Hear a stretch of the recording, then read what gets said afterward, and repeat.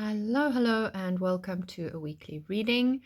We are looking at the energies of coming off we start the week still actually in the new moon in Leo portal, and it's also the day that Mercury stations retrograde and Venus shifts from Leo to Virgo. So the week really starts with a bang, which is why we've got Zen Jess to help us kind of slow down and metabolize and digest what's going on energetically for us. And then we also have Holiday Joy, which is a blend that I love and really feel like Leo season joy is really important. But we are starting to feel most of the week, the moon she starts in Leo, she moves into Virgo. And Mercury is still in Virgo, heading backwards now to Leo. And Venus has just moved from Leo to Virgo. So we have a real overlap of the gregarious, joyful, abundant, enthusiastic, sunny Leo to the much more discerning, pedantic, detail-oriented, kind of Virgoic energy, and it can feel a little intense. Like you will probably be predisposed more to one of those archetypes, and then you will find that one is playing out heavily and the other one is very uncomfortable. Or if, like me, you have some strong things in both of those signs, you might feel the internal tug of war for you with those internal parts. So remember, this is a general reading. You pick a card number between 1 and 4, and it gives you a little bit extra personal flavor. But overall, it is a collective reading. And if you're wanting to have something more personal, please don't hesitate to check out the link below this video and get in touch with me, because I do personal readings as well. Okay, let's jump in. It's a bit of a topsy-turvy week. We have most of our cards upside down this week. We have 2 major arcana cards, and we have a Wands, which is fire, and a Knight of Pentacles, which is earth, and he is a court card. So we also have 2 8s. You'll notice we have the 8 of Wands and Strength card, which if you've been watching me for a hot minute, you'll know this is one of my favorite cards, is also an 8 card. And you will also remember that this is a Leo card, the Strength card. And of course, we've just spoken about Leo season. And if we just looked at the second card, the 2 cards after the Leo card, for me, that's like trying to find the Virgo energy almost, with the Leo energy in play. Now, generally, the 8 of Wands is a very speedy, fast card. It very much is indicative of something is going to happen intensely, quickly, with a bang. However, this is an upside down 8 of Wands. So there is some kind of a delay. There is some kind of a resistance to that process that should be able to materialize much more quickly. And for me, this is very, very much about the Mercury going retrograde, as well as Venus moving from loud Leo into discerning Virgo. It's like, hang on a second, you forgot this. Because Leo, being a fire sign, will just like burst forth, whereas Virgo is an earth sign and says, I need to make sure that I've dotted my I's and crossed my T's. So I feel like, but also it is an 8, and the Strength card is an 8. And 8 is the number of the self. It is a business-minded leader energy.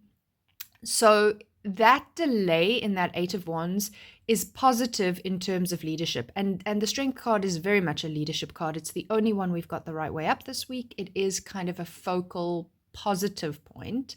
And it's saying, how can I be a better leader? And that sort of is talking into being a little bit more organized and a little bit more practical and focused on the details of things, not just, is my outfit appropriate for this event? It's more a case of, did I check all the contracts? And remember that when we're dealing with Mercury retrograde, checking our contracts, being mindful of what we sign, perhaps reading through everything twice, all of those types of things become more pertinent in a Mercury retrograde, because Mercury, he rules mercantile things. He rules short trips and contracts and communication. So make sure that email did deliver, that kind of thing. So again, with the slower delay of the 8 of Wands in reverse, It's saying just be sure that everything has been done correctly, and that will make your potential to lead and be a leader of your own life in the Strength card more potent and more powerful. Then the Strength card, and this is absolutely one of my favorite cards in this deck, you can see that she has the heart on the necklace around her neck, and she has the infinity symbol tattoo on her arm. She is half lion and half young maiden. There is the vulnerable little lamb that she is protecting. So it is this combination of vulnerability and strength, of courage and leadership, of heart-centeredness, and that infinity symbol is a very much a sign of alchemy and balance. Like, how do I use both sides of my brain? How do I tap into my vulnerability and my strength? How do I turn my vulnerability into my strength instead of judging or criticizing it? Then we have the Knight of Pentacles, and he is actually walking, because he's upside down, he's walking into the Lion card. And you can see here, if we push these cards together, you can see this is a very circuitous kind of energy. So whether it's up or down, it is kind of moving out all around. You can see here, if we put this card, that he's kind of got a line of energy moving towards her heart. Really, literally, he's looking at the heart. And I think that that is also a key point here, because Leo rules the heart, and it is very much a season for us to be more heart-centered, be more heart-led, and to be more self, whatever that is. Whether you are loud, whether you are quiet, whether you are creative, whether you are analytical, whatever it is, you have come here with a purpose, and your purpose is to be you, because nobody else can be you the way that you can be you. So it's really an important thing. And with the Knight of Pentacles, who is at his best, which obviously he's not when he's upside down, but at his best, he is very steady, slow and steady, wins the race, practical, 1 foot in front of the next. When he's upside down, he might be a little stuck and stagnant, which again says, okay, well, we're not supposed to be moving too fast this week. Maybe he's so focused, it can be a workaholic card.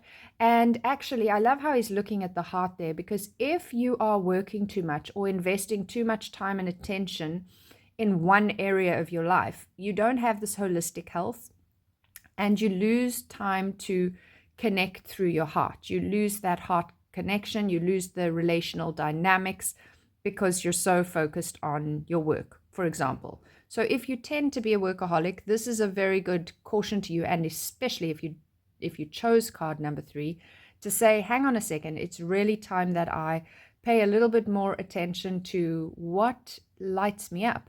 You know, you'll find a lot of times with workaholics, it's a case, and I'm a workaholic at the best of times, so this is not a judgment, but it's a case of I'm doing this for the people I love. But in doing this for the people you love, you don't get to spend time with the people you love or see the people you love. And that just doesn't quite fit. The dynamic is out. So really, this is a case of saying, okay, how do I tend to the needs of my heart, to tend to the passions of my heart, my creative drive, my urge, my purpose and passion, not getting stuck, not over-investing in all of the wrong places, but rather having a balance. And this is even further expanded upon with the Temperance card, having a balance across the board of my life. So the Temperance card is also very much about balance. And you can see there's an infinity symbol energy that happens here too, with the sun and the moon. He also has a sun tattoo on his arm there. Can you see this, the circle with the dot? That's the astrology sign for the sun. And he is an angel, generally depicted as an angel, trying to find balance. So he's a really great guy if we just try to create that balance. So we can't get stuck in working too hard or not moving forward at all. That is out of balance. We can't only invest our time in one area of our life. That is not what we think of as balance. And here he is dancing with the sun and the moon, the conscious and the unconscious, the day and the night, the yin and the yang. You can take all of those kind of polarities that we experience in our life, and you can say, okay, well, where am I investing all my time? And where am I out of balance? Where do I need to put in more energy? And you can see here how the Temperance card is like leading into this guy who's leading to the heart, who needs to get the energy of forward momentum. So it all, for me, it all really comes right back to the heart-centeredness, to the being sovereign and responsible and accountable for your life, for your purpose, for your investment of time and energy and love and joy and playfulness and all of those things, because it seems to be that for most of us, it's much easier to get stuck in anxiety and worry and stress and overwhelm and burnout. And that's probably been true for many, many, many years, but definitely right now with what's going on in the world, it's very easy for us to get pulled down into our fear. And we can really, really change this on the resonance frequency scale of what emotions resonate to what frequencies. Fear is 100 and courage is 200 and love is 500. So if we get stuck in fear and we find our courage and we do the thing anyway, if we push through the fear, we double our frequency from 100 to 200 by finding courage in spite of fear.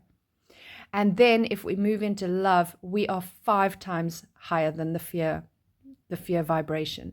So it's very important for us to create balance in our lives by finding our courage and leaning into love. These are very, very Leo 9 energies, and they're super powerful for us right now.